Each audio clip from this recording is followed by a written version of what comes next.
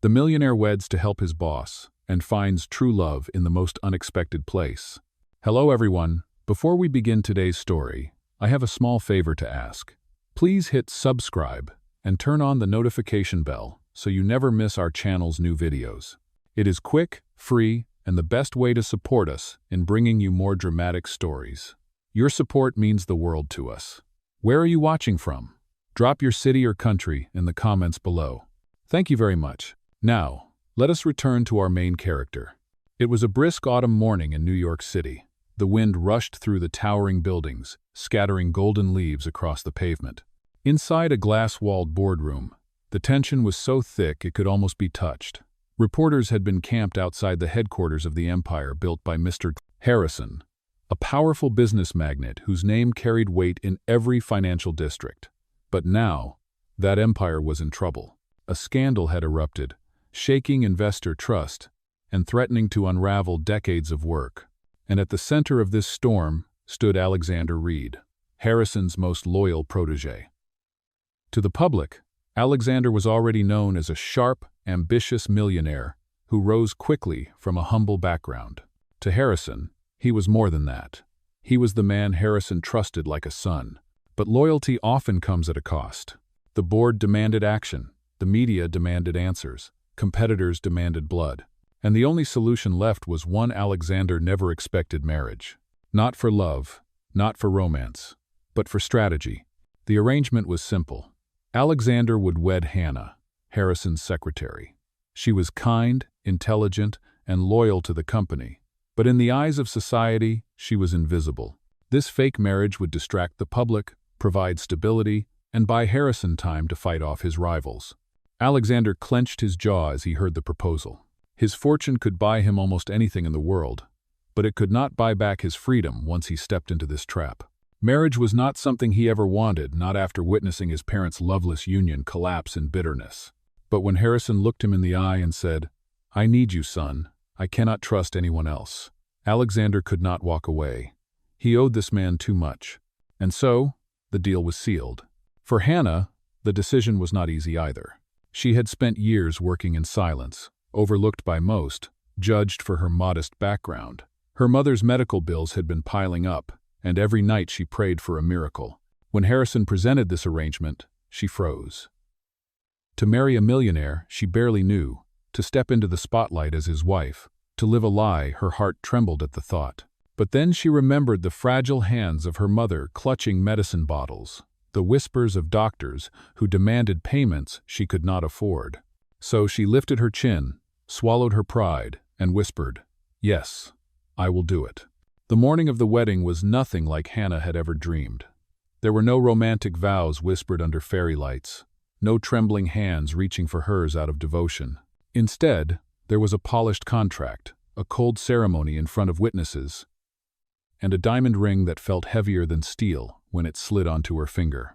Alexander stood tall beside her, his face a mask of composure. Cameras flashed, reporters shouted, and the world believed a fairy tale that did not exist. The headlines wrote themselves. Millionaire marries his boss's secretary in a stunning turn of events.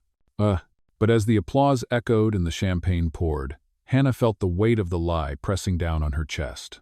She told herself it was just business. Just a contract, just a temporary arrangement. What she did not know was that this fake marriage, born out of desperation and duty, would soon unravel secrets, ignite emotions, and lead both of them into a love neither expected. And the first spark was about to strike. The applause from their so-called wedding had barely faded when the reality of their new life began. Alexander and Hannah moved into his penthouse overlooking Central Park, a place where glass walls reflected the skyline and every surface gleamed with wealth. But beneath the marble and chandeliers, the air was cold, almost sterile, because this was not a home built on love. It was a stage, a carefully curated illusion for the world to see. From the very first evening, the rules were laid out clearly. At the dinner table, Alexander's voice was calm but firm. "We will appear in public when necessary. You will accompany me to business functions. The press will see us together, and they must believe every gesture. But when the cameras are gone, this marriage is nothing more than a contract. his words cut like polished steel. Hannah listened in silence, her hands resting on her lap, her ring catching the golden glow of the chandelier. She nodded, though her heart sank. She told herself she had agreed to this. She told herself she could handle it. But a part of her ached at the thought of living like a shadow in someone else's story. Still, she held her head high. "Understood," she replied softly. The following week tested her resolve. The first public event after the wedding was a charity gala filled with gowns, champagne flutes, and whispered gossip. When Alexander entered with Hannah on his arm, heads turned. Some faces showed surprise, others disbelief. Whispers rushed like waves across the room. His secretary? How did she manage that? Hannah felt the sting of their judgment, but Alexander did not flinch. Instead, he tightened his grip on her hand, guiding her through the crowd with a confidence that silenced some of the voices. To everyone watching, he looked like a man deeply in love with his new bride. To Hannah, the grip was more like a command. Stay close, do not falter. Throughout the evening, Alexander played his role with precision. He leaned toward her at the table, whispered words that made onlookers blush, and brushed his fingers against hers as though they shared private affection. Cameras flashed, journalists scribbled notes, and headlines were already forming in the minds of the press. Yet in the quiet moments, when no one was watching, Alexander's eyes were distant. He spoke to colleagues about stock markets and mergers, leaving Hannah to sip her wine in silence. She smiled for the cameras, but inside, she felt like glass clear, fragile, and overlooked. Later that night, when the gala ended, the facade cracked slightly. Outside the hotel, rain had begun to fall, soaking the city streets. Hannah shivered in her thin evening dress, her bare shoulders trembling under the chill. Without thinking, Alexander removed his tailored coat and draped it around her. The gesture was swift, almost automatic, but it startled them both. For one fleeting second, his eyes softened as they met hers. "Thank you," she whispered, her voice barely audible under the rain. Alexander cleared his throat, breaking the moment. "We should go. The car is waiting." The ride home was quiet, filled only with the hum of the city and the patter of raindrops against the tinted windows. Hannah glanced at him, wondering if beneath his armor there was a man who could feel more than duty. But his gaze remained fixed on the passing streets, unreadable as ever. Back in the penthouse, Hannah slipped off the heavy coat and folded it carefully, leaving it on the arm of the sofa. She looked around the luxurious space that was now her prison and whispered to herself, "It is just business. It is just survival."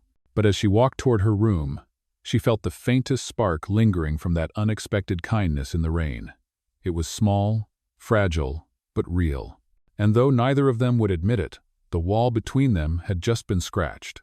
Little did they know, the world outside was already preparing to test them further, and the line between fake and real was about to blur in ways they could not control. The rain-soaked night faded into a restless dawn. By morning, photographs of Alexander and Hannah at the gala were already splashed across news sites. Headlines praised the mystery bride and speculated about her sudden rise from secretary to millionaire's wife. Some praised her modest elegance, but many others sharpened their knives. "Gold digger," one column sneered. "A secretary's fairy tale or a calculated move?" Hannah scrolled through the articles on her phone, her chest tightening with every cruel word. She shut the screen quickly, but the whispers lingered in her mind. When she stepped out of her room, Alexander was already at the breakfast table, scanning his own stack of newspapers. He looked calm, almost amused. "Do not let it get to you," he said without looking up. "Public opinion is a tide. It rises, it falls. What matters is that they are watching, and they are buying the story." "It is not a story to me," Hannah replied quietly. Alexander finally raised his eyes. For a moment, something flickered their recognition, perhaps even guilt, but it vanished as quickly as it came. "You agreed to this," he reminded her. "Do not forget why you are here." Her lips pressed into a thin line. She remembered all too well. Her mother's hospital bills were stacked like mountains, and this marriage, no matter how false, was her only way to keep her afloat. That afternoon, the illusion of their union was put to yet another test. Harrison himself called, insisting they attend a family luncheon. "It is important that everyone sees stability," his voice echoed through the phone. "We cannot afford cracks in this facade." Oh. So Hannah found herself once again at Alexander's side, this time in a lavish dining room surrounded by Harrison's relatives, board members, and a few carefully chosen investors. The room smelled of aged wine and roasted lamb, and the table glittered with silverware. From the very beginning, the scrutiny was sharp. One of the investors' daughters, a polished woman named Victoria, leaned forward with a smile that did not reach her eyes. "So, Hannah," she said sweetly, "tell us, what exactly drew you to Alexander? Was it his charm or his fortune?" The table chuckled, but Hannah's cheeks burned. She opened her mouth, unsure of how to respond, when Alexander's hand suddenly found hers under the table. His grip was steady, protective. "She was drawn to neither," he said firmly. "She was drawn to me. And if you cannot tell the difference, then perhaps you are not as observant as I thought." The laughter at the table died abruptly. Victoria's smirk faltered. Hannah blinked in surprise, her heart skipping at the unexpected defense. The luncheon continued, but the moment lingered. For the rest of the meal, Alexander leaned closer, whispered small remarks to make her smile, and filled her glass before she even asked. To the watching eyes, it was a flawless performance of a devoted husband. Yet to Hannah, it felt dangerously real. Afterward, when the guests had gone and only silence remained, Hannah pulled her hand back quickly. "You did not have to say that," she murmured. Alexander's voice was low. "Yes, I did. They will tear you apart if I do not make them believe." She studied him, searching for cracks in his polished exterior. For the first time, she wondered if his protection was only for the contract or if it came from somewhere deeper. That night, she returned to her room with her thoughts swirling. The memory of his hand holding hers, the warmth of his voice cutting through the cruelty, replayed again and again. She had agreed to a marriage of convenience, a cold exchange of loyalty for survival. But against her will, her heart had begun to betray her. And as she drifted into uneasy sleep, she did not know that soon the world would test not only their contract, but also the fragile bond beginning to form between them. The following days settled into a fragile routine inside Alexander's penthouse. To the world outside, they were the picture of a glamorous, newlywed couple. Inside, they lived in separate rooms, exchanged polite words at breakfast, and carried the weight of an agreement that was meant to remain only business. Yet little moments began to blur the edges of that contract. Hannah found herself waking early, moving quietly into the vast kitchen where she brewed coffee the way she had always done at the office. One morning, Alexander walked in, still adjusting the cuffs of his shirt, surprised to find her humming softly over the pot. The rich aroma filled the air. "You made this?" he asked, his voice sharper than intended. "Yes," she replied simply, sliding a cup toward him. "You like it strong, no sugar." He paused, studying her. He had never told her that detail. But she had remembered, years of silent observation tucked away while she worked as Harrison's secretary. For the first time, he took the cup and actually smiled, a faint curve that softened his stern features. "Thank you," he said quietly, almost as if the word was foreign on his tongue. Small threads like these wove into their days. A shared breakfast, a late-night encounter in the library where she caught him asleep over reports and draped a blanket over his shoulders. A stormy evening when the power flickered and they sat together in candlelight, speaking about nothing and everything: books, music, the loneliness of ambition. But shadows lurked beneath the surface. Victoria, the investor's daughter who had mocked Hannah at the luncheon, was not finished. Rumors began to circle in social circles and business gatherings. Whispered accusations painted Hannah as an opportunist who had ensnared Alexander for his wealth. One evening, as Alexander prepared for another corporate event, Hannah overheard a call. His tone was clipped. Icy. "You will not insult her again," he told someone on the line. "If you have a problem with my wife, then you have a problem with me." The word wife echoed in Hannah's ears long after he hung up. He had said it so firmly, so naturally, that she could almost believe it was true. At the charity fundraiser that night, the rumors followed them like shadows. Cameras clicked as they walked the red carpet together. Alexander's hand rested at the small of her back, guiding her through the crowd with practiced ease. To the world, they appeared inseparable, yet Hannah's heart pounded, torn between the knowledge of the contract and the undeniable warmth in his touch. Inside, a storm was brewing. A wealthy patron confronted Hannah with a thin smile. "You must be very proud of yourself," the woman said. "Climbing so high, so quickly. Tell me, how much did it cost to catch a man like Alexander?" The words stung, but before Hannah could answer, Alexander stepped forward. His jaw tightened, his eyes like steel. "It cost nothing," he said coldly, "because love cannot be bought. And if you cannot see that, then perhaps you are not worth our time." Gasps rippled through the crowd. The patron flushed with embarrassment, stepping back into the shadows. Hannah stood frozen, her heart racing. For the second time in weeks, Alexander had defended her with a passion that felt too genuine to be performance. Later, in the quiet of the car ride home, Hannah finally whispered, "You did not have to do that." Alexander turned his head, his expression unreadable. "Yes, I did," he replied simply. Silence filled the space between them, heavy and fragile. Hannah looked out the window at the blur of city lights, her thoughts tangled. She had promised herself that this was only business, only survival. But each passing day made it harder to draw the line. In the shadows of the penthouse that night, she folded the coat he had once draped over her shoulders, her fingers lingering on the fabric. For the first time, she dared to wonder, was it possible that behind the cold exterior of a millionaire bound by duty, there was a man whose heart was beginning to reach for hers? She did not know the answer yet, but she knew the contract marriage was no longer as simple as it seemed. The weeks that followed blurred into a series of obligations. Public appearances, business dinners, charity events everywhere Alexander and Hannah went. Eyes followed them. The contract demanded they play their roles flawlessly, but in the spaces between, the mask began to slip.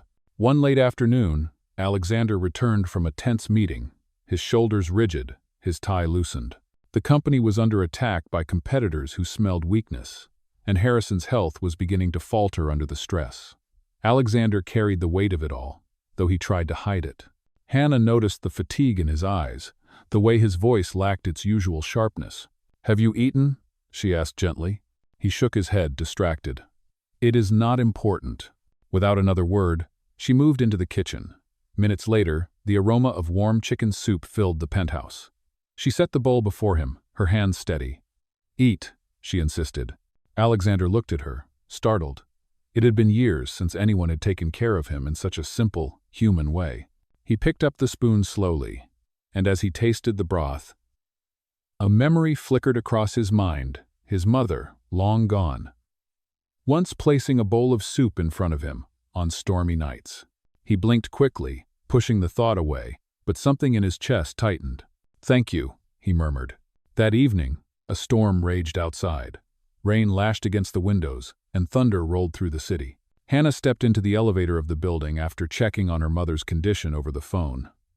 Her heart was heavy, and she barely noticed when the elevator jolted to a sudden stop between floors. The lights flickered, then went dark, leaving only the dim emergency bulb. Her breath quickened, the walls pressed in, and panic surged. She pressed the emergency button repeatedly, but the silence mocked her. Alone in the confined space, memories of childhood fears clawed at her chest. Then, a voice cut through the static.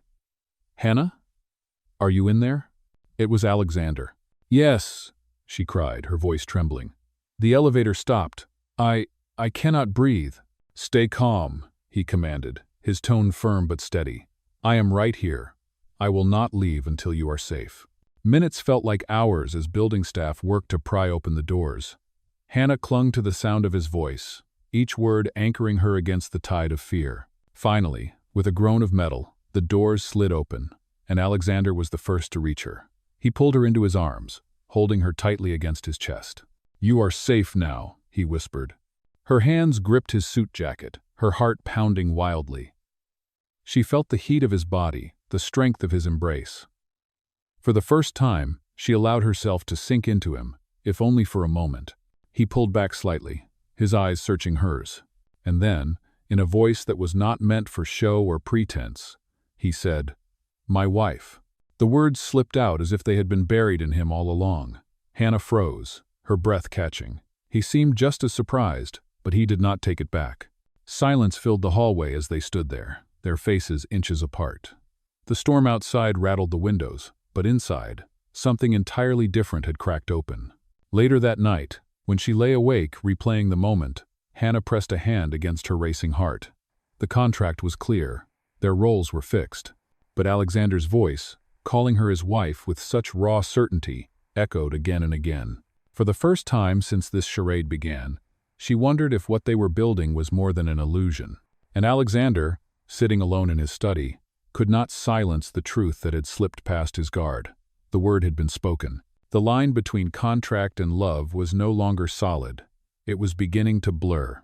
The morning after the elevator incident, Hannah woke with the memory of Alexander's voice still echoing in her chest. My wife. The words had not been scripted, not part of the contract, but spoken with a rawness that left her shaken. She wanted to believe them, yet fear reminded her of the truth. Their marriage was still built on an arrangement. As days passed, the outside world grew more ruthless. Headlines twisted their story into poison. One tabloid screamed, "Secretary tricks millionaire into marriage." Another sneered, "Alexander Reed falls for a gold digger." The photographs accompanying the articles showed Hannah's uncertain smile, captured in moments that made her look calculating. At first, Hannah tried to ignore it, but soon whispers followed her everywhere. At a charity luncheon, two women near the buffet spoke just loudly enough for her to hear. "She is playing the long game," one said. "Marry him, secure her future, and cash in when she leaves." Hannah's throat tightened. She turned away, but the sting clung to her like smoke. That evening, back in the penthouse, she confronted Alexander. "Do you see what they are saying about me? They call me a gold digger, a fraud. How much longer am I supposed to endure this?" Alexander set down his glass, his eyes narrowing. "I told you from the beginning this would not be easy. You agreed to the terms." Her voice trembled with restrained anger. "I agreed to help your boss, not to be humiliated in front of the world." For a moment, silence stretched between them, heavy and sharp. Then Alexander stepped closer, his tone softer but firm. "Do not listen to them. They do not matter." "They do matter," she whispered, "because they are turning me into someone I am not." The vulnerability in her voice pierced him, though he tried to hide it. He reached out, hesitated, then gently touched her hand. "I know who you are. That is what matters." But outside forces were not so easily silenced. Victoria, the investor's daughter who had mocked Hannah before, seized the opportunity. She began feeding rumors to reporters, painting Hannah as manipulative, hinting that she had seduced Alexander to gain wealth and influence. Anonymous sources suddenly emerged, claiming Hannah had plotted her rise for years. The pressure built until one evening, a group of reporters ambushed them outside a gala. Cameras flashed wildly, voices shouted over each other. "Mr. Reed, is your marriage real or just a business arrangement? Hannah, how much money are you being paid to play the part of his wife? Are you planning to divorce after securing your fortune?" The questions hit like bullets. Hannah froze, blinded by the lights, unable to find her voice. She felt small, cornered, and exposed. Alexander, however, stepped forward, placing himself between her and the crowd. His arm wrapped around her shoulders with a protective strength. His eyes blazed as he looked directly into the cameras. "My wife owes you no answers," he declared, his voice cutting through the chaos. "And if you think you can insult her and get away with it, you are mistaken. She is my partner, my equal, and she deserves respect." The crowd fell into stunned silence, their microphones lowered as the weight of his words sank in. He did not just defend her. He claimed her. Hannah's heart pounded in her chest. She knew part of it was still performance, yet when he spoke, there was no hesitation, no cold calculation. For the first time, she felt he was not just shielding her for the sake of appearances, but because he truly believed it. That night, alone in her room, she replayed the scene again and again. His arm around her, his voice fierce in her defense, the fire in his eyes. It was supposed to be an arrangement, a lie wrapped in luxury. But every day the boundary blurred, and Alexander, pacing his study with restless steps, could not silence the truth gnawing at him. Somewhere along the way, this contract had become more than duty. Against his will, against his logic, he was falling. The weeks that followed were heavy with tension. The public spectacle had reached its peak, and every magazine, every blog, and every gossip show wanted a piece of their story. Hannah tried to carry herself with dignity, but the relentless rumors carved into her like a blade. She had endured the stares, the whispers, the pointed remarks. But she did not know that a trap was already being set for her. Victoria, whose pride had been wounded since the luncheon, was not finished. Fueled by envy and a desire for revenge, she orchestrated a cruel plan. With the help of a gossip columnist, she arranged for a staged encounter to humiliate Hannah in front of the entire business elite. The target, the company's annual gala, the grandest event of the year. The night of the gala, the ballroom glittered with chandeliers and champagne, violins playing as the city's most powerful gathered. Hannah entered beside Alexander, her gown a simple but elegant shade of sapphire, chosen to reflect quiet grace rather than extravagance. Cameras followed their every move. At first, everything seemed flawless. Alexander introduced Hannah to executives, and she charmed them with her warmth and intelligence. For a brief moment, she believed she had won a place in this world. Then Victoria struck. A waiter, bribed and coached, stumbled at just the right moment, spilling an entire glass of red wine across Hannah's dress. Gasps filled the room as Hannah froze, crimson staining her gown like a wound. The waiter muttered an apology, but before she could respond, Victoria's voice rang out. "Oh dear," she said with mock sympathy, loud enough for everyone to hear. "Perhaps satin gowns are not meant for secretaries. Maybe next time choose something secondhand. It might suit you better." Laughter rippled through parts of the crowd. Hannah's cheeks burned, her throat closing as humiliation pressed down on her. She wanted to disappear, to sink into the floor. The old whispers of being unworthy roared back, louder than ever. For a moment, she stood frozen, fighting tears. But then, before she could retreat, Alexander's voice cut through the ballroom, firm and commanding. "Enough." The word rang like a hammer against stone. The laughter died instantly. Every eye turned to him. He stepped forward, his arm circling Hannah's waist, pulling her close. His gaze locked on Victoria, sharp as a blade.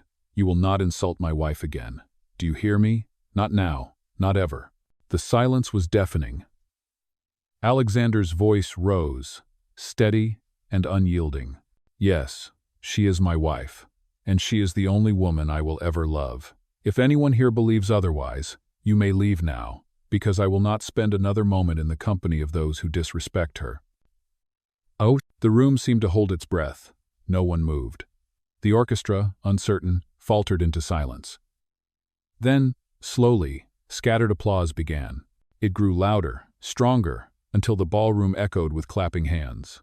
Guests nodded, some even smiling warmly at Hannah, as if seeing her for the first time. Victoria stood pale, her smug smile erased, her carefully laid plan crumbling around her. She tried to stammer a response, but the tide had already turned.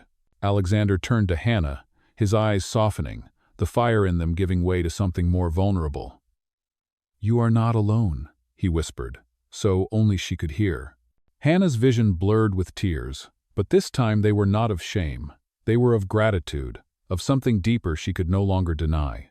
For the first time since their marriage began, she felt not like an imposter, but like someone truly chosen.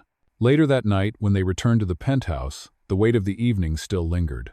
Hannah stood by the window, watching the city lights blur through her tears. Alexander approached quietly, his reflection beside hers in the glass. "I meant what I said," he murmured. She turned to face him, her heart pounding. "Even if it was only for show, thank you." His jaw tightened. It was not for show. Her breath caught.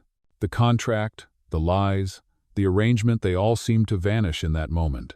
She could not speak, but her silence carried more than words ever could. And though the storm outside their world had not yet cleared, something unshakable had been born between them in that ballroom, a love too real to hide any longer. The night after the gala left Hannah restless. She lay awake, staring at the ceiling, hearing Alexander's voice replay again and again. "She is the only woman I will ever love." Those words had not been part of any contract. They had not been rehearsed for the press. They had been spoken with fire and certainty, the kind of conviction that could not be faked. And yet, Hannah's heart trembled with doubt. Was it truly real? Or was it simply the heat of the moment, born out of anger at Victoria's cruelty? She wanted desperately to believe him, but her past whispered caution. She had lived too long on the outside of wealth, judged for what she lacked, and she knew how easily people could change when the spotlight moved away. The next morning, she found herself avoiding Alexander. She brewed coffee but left his cup untouched, retreating before he came downstairs. She spent hours in the guest library, burying herself in books rather than facing his gaze. But the memory of his defense at the gala haunted her, pushing against the walls she had built around her heart. Alexander noticed her distance, and though he said nothing at first, it gnawed at him. He replayed his own words, realizing how much of himself he had revealed. It had not been planned, not calculated. It had been the truth spilling out before he could contain it. For years he had kept love at bay, telling himself it was a weakness, a distraction. But standing in that ballroom, with Hannah humiliated before the world, something inside him had snapped. He had chosen her, fully and without hesitation.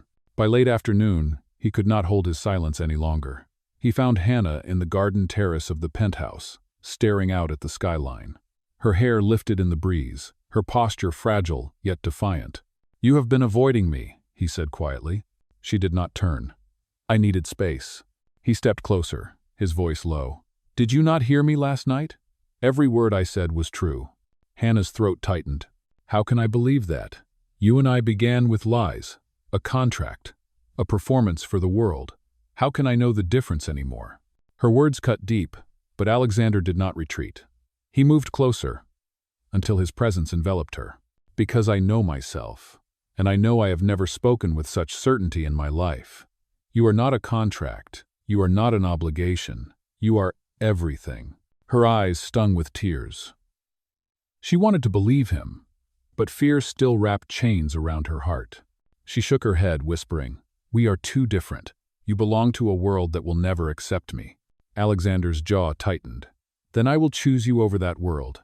She turned sharply, shocked by his intensity.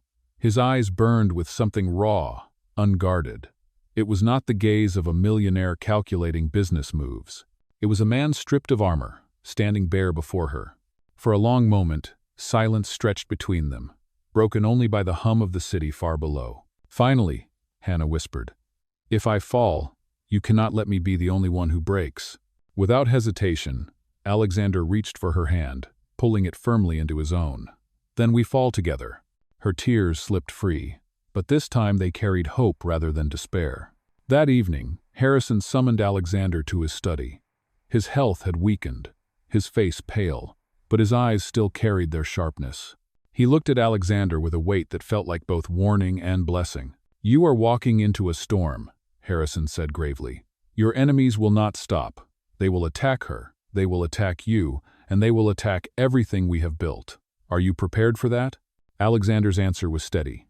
"Yes, because for the first time, I have something worth fighting for." Harrison studied him, then nodded slowly. "Then protect her. Do not let her pay the price for our battles." "Ooh." Later that night, as Hannah prepared for bed, Alexander stood in the doorway, watching her quietly. "I need you to trust me," he said softly. She looked at him, torn between fear and the undeniable pull of her heart. Finally, she whispered, "Then give me a reason to." The air between them was charged, fragile yet electric. Neither knew what the next day would bring, but both felt the same truth. Their story had passed the point of no return. The world still saw a contract marriage, but inside the walls of that penthouse, love had begun to take root. And love, once planted, was not easily uprooted. The storm around them reached its breaking point when a final scandal hit the headlines. An anonymous source leaked documents suggesting Hannah had received money transfers from the company, painting her as a manipulative woman who had used marriage to drain Alexander's fortune. The story spread like wildfire, casting shadows over every business deal and threatening the reputation Harrison and Alexander had fought to preserve. Hannah sat alone in the penthouse when the news broke, her phone buzzing endlessly with messages she could not bear to read. Tears blurred her vision as doubt clawed at her. She had sacrificed her privacy, her peace, her dignity, and now she was branded a thief. She whispered to herself, "Maybe I should leave. Maybe this has gone too far." No. But before the thought could take root, Alexander stormed into the room, fury burning in his eyes. "Do not even think about it," he said firmly. You are not leaving me. They will not take you from me." She looked up at him, her voice breaking. "But they believe I am guilty. Even your world is turning against me." "Then let them," he replied without hesitation. "Because I know the truth, and I will make them see it too." The next morning, Alexander called a press conference. Cameras flashed as he stepped up to the podium with Hannah at his side, her hand trembling in his.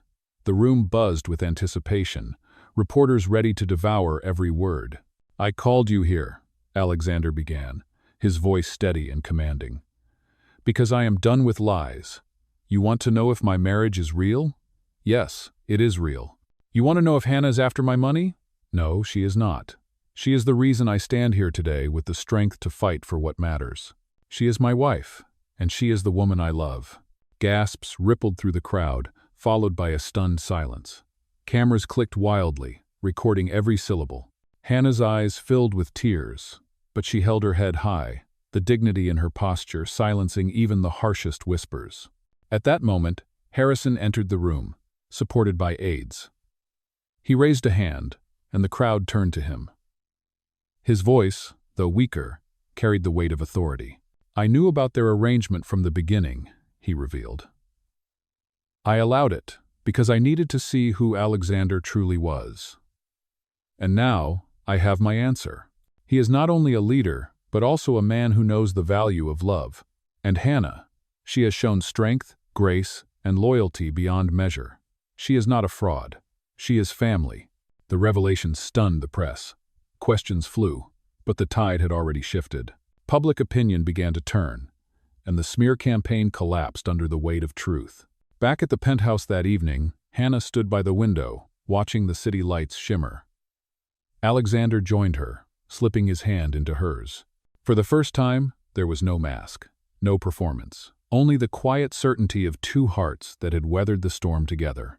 He turned to her, his voice low but unwavering. "The day we married, I put this ring on your finger as part of a contract. But tonight, I want it to mean something real. Not duty, not obligation, just love." Hannah's tears spilled freely as she whispered, "Yes, I want that too." And in that moment, surrounded by the city that once judged them, their marriage transformed from an arrangement into a promise of justice, dignity, and a love that no scandal could destroy.